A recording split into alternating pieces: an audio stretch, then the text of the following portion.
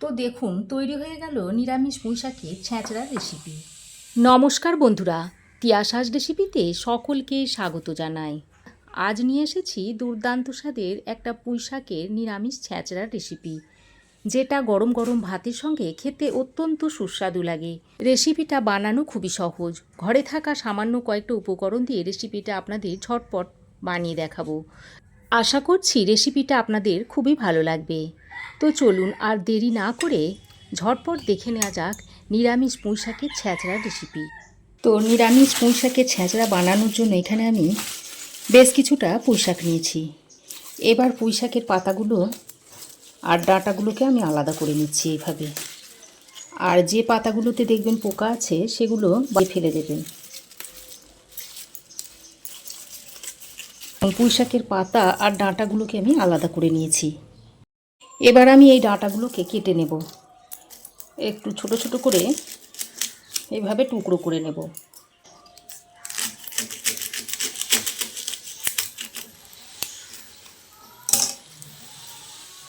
দেখুন এই রকম ছোট ছোট করে টুকরো করে নিচ্ছি।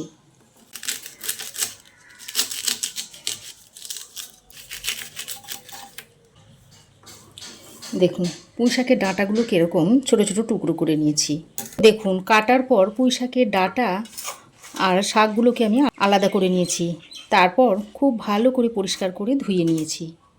এই রেসিপিটা তৈরি করার জন্য আমি নিয়েছি কুমড়ো, বেগুন আর দুটো আলু। এবার এই সবজিগুলোকে একটু কেটে নেব। এই কুমড়োটা আমি সবটা দেব না, যতটুকু সবজির প্রয়োজন ততটাই সবজি দিয়ে নেব, আর বাকিটা রেখে দেব। প্রথমে কুমড়োর খোসাগুলোকে এভাবে ছাড়িয়ে নিচ্ছি। তো দেখুন কুমড়োর খোসাটা ছাড়িয়ে নিয়েছি। এবার ভিতরের এই অংশটাকে ফেলে দিচ্ছি। তারপর একটু মিডিয়াম সাইজ করে টুকরো করে নেব।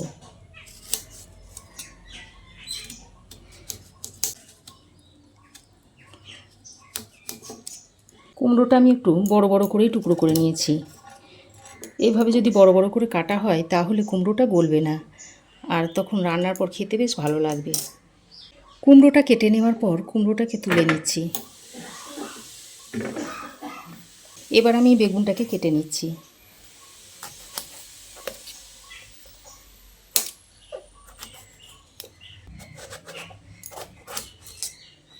দেখুন বেগুনটা পোকা নেই, ভালো। বেগুনটাকেও একটু এরকম বড় বড় করে টুকরো করে নিতে হবে।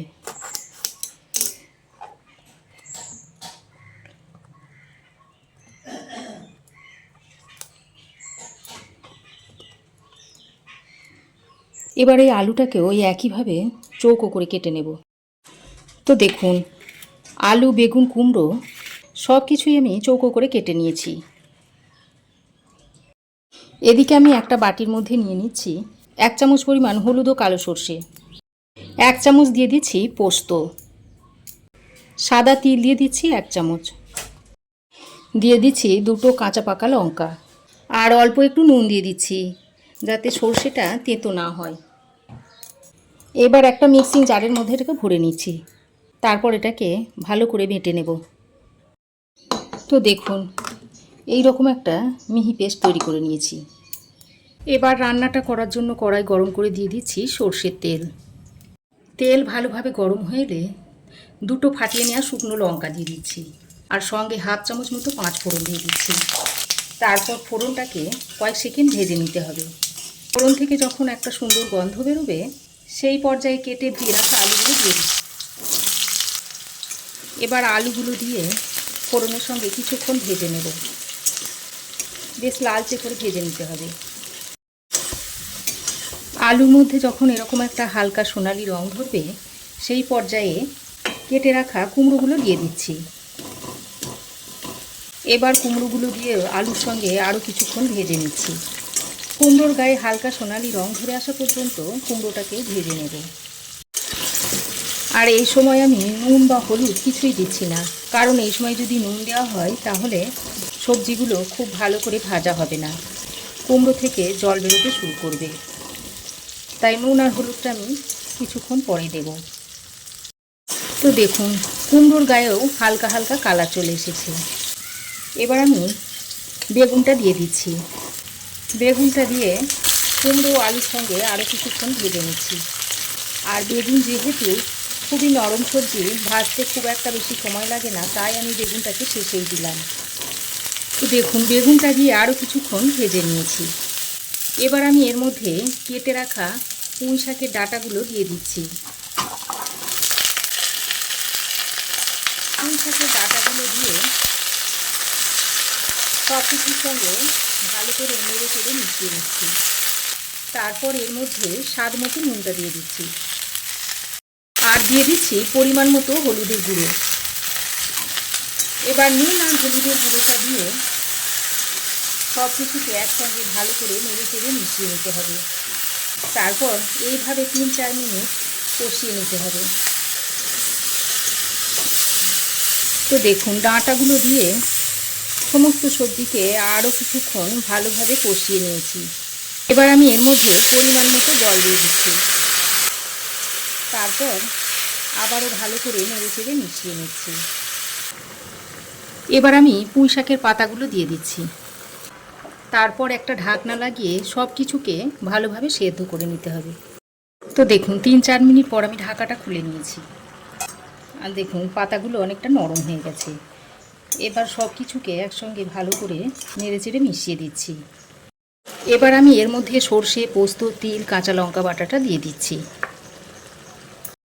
সঙ্গে মিক্সিতে একটু জল দিয়ে মশলাটা ধুয়ে দিয়ে দিচ্ছি। এবার আবারও সব কিছুকে একসঙ্গে নেড়ে চেড়ে মিশিয়ে নিতে হবে। তারপর গ্যাসের ফ্লেমটাকে লো টু মিডিয়ামে রেখে এইভাবে ঢাকা দিয়ে দিয়ে রান্না করে নেব। মাঝে মাঝে এইভাবে ঢাকাটা খুলে খুলে এইভাবে নেড়ে চেড়ে দিতে হবে। দেখুন এর মধ্যে যে জলটা আছে, জলটাকে এইভাবে নেড়ে চেড়ে শুকিয়ে নিতে হবে। তো আবারও আমি ঢাকা দিয়ে দিচ্ছি। তো দেখুন মাঝে মাঝে ঢাকাটা খুলে বেশ কয়েকবার নেড়ে চেড়ে নিয়েছি। আর দেখুন আলু, সবজি সব কিছুই সেদ্ধ হয়ে গেছে, আর ডাঁটাগুলো খুব ভালোভাবে সেদ্ধ হয়ে গেছে। তরকারিটা একটু শুকনো শুকনো হয়ে গেছে। এবার আমি এই পর্যায়ে অল্প একটু চিনি দিয়ে দিচ্ছি। এইভাবে যদি একটু চিনি দেওয়া হয় তাহলে স্বাদের ব্যালেন্সটা ঠিকঠাক হবে। চিনিটা দিয়ে আবারও ভালো করে নেড়ে চেড়ে মিশিয়ে নিলেই এই পুঁই শাকের নিরামিষ ছেঁচড়ার তরকারি সার্ভ করার জন্য একেবারে রেডি হয়ে যাবে। আর এটা আপনারা গরম গরম ভাতের সঙ্গে খেতে পারবেন। খেতে অত্যন্ত সুস্বাদু হয়। আপনারা তো পুঁই শাকের ছেঁচড়া অনেকভাবেই তৈরি করেন, তো এইভাবে একবার বানিয়ে খেয়ে দেখবেন। তারপর কেমন হয়েছে অবশ্যই একটা কমেন্ট করে জানাবেন। সব শেষে উপর থেকে সামান্য একটু কাঁচা সর্ষের তেল ছড়িয়ে দিলাম। তারপর আরও একবার এইভাবে নাড়াচাড়া করে একটা ঢাকনা লাগিয়ে গ্যাসের ফ্লেমটা বন্ধ করে দিচ্ছি। তারপর আপনাদের সার্ভ করে দেখাচ্ছি। তো 2-3 মিনিট স্ট্যান্ডিং টাইমে রাখার পর পুঁই শাকের ছেঁচড়ার রেসিপিটি আমি এখন একটা বাটির মধ্যে সার্ভ করে দিচ্ছি। আমার এই নিরামিষ পুঁই শাকের ছেঁচড়ার রেসিপি আপনাদের কেমন লাগলো অবশ্যই একটা কমেন্ট করে জানাবেন। ভালো লাগলে একটা লাইক ও শেয়ার করবেন। পাশে থাকা বেল আইকনটাও অবশ্যই প্রেস করে দেবেন। আর আমার চ্যানেলে যদি নতুন হয়ে থাকেন তো প্লিজ চ্যানেলটাকে সাবস্ক্রাইব করার অনুরোধ রইল। আজ এ পর্যন্তই। আবার দেখা হবে নতুন কোনো রেসিপি নিয়ে নেক্সট এপিসোডে। সে পর্যন্ত ভালো থাকবেন, সুস্থ থাকবেন। ধন্যবাদ।